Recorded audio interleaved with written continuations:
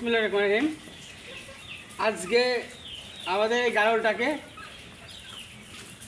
সুই দেব, ভিটামিন জাতীয় সুই দেব, কারণ এর দেহে ভিটামিনের অভাব আছে। বডিটা দেখতে পাচ্ছেন, বডিটা সেমন মোটা তাজা নাই, এই জন্য আজকে আমরা একে ভিটামিন জাতীয় সুই দেব। কি সুই দেব একটু দেখাই। আগে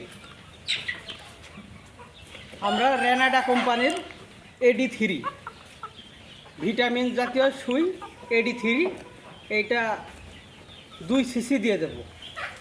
পাশাপাশি ক্যাটাফস 3 সিসি দিয়ে দেবো, কারণ ক্যাটাফস দিলে রুচি বাড়বে, পাশাপাশি ঘাস খাবে, অতিরিক্ত দেহ ভালো হবে।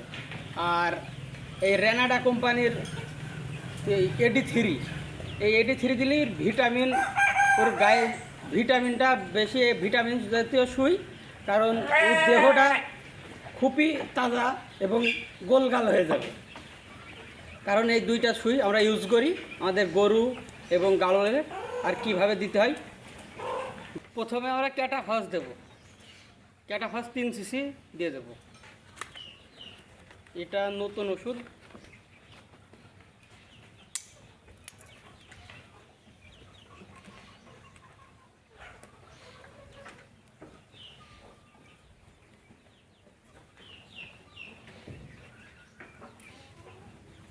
আমরা ক্যাটাফস দেখতে পাচ্ছেন, ক্যাটাফস 3 সিসি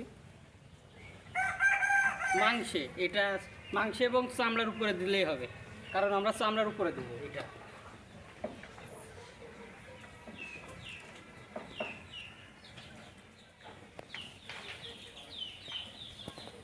ক্যাটাফস দেওয়া হয়ে গেছে, ওটা AD3 দেবো।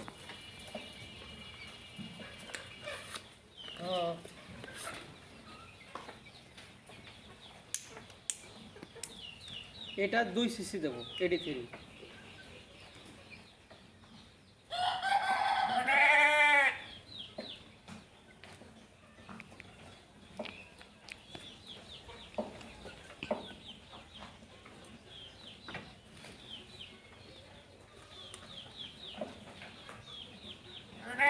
AD3 অনেক ঘন ওষুধ, এটা মাংসই, বিশেষ করে মাংসই দিতে হবে আগে।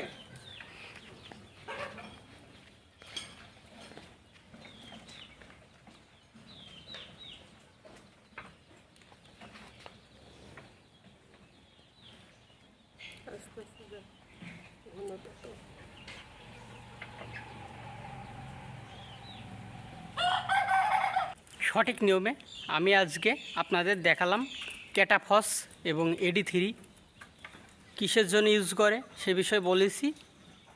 আর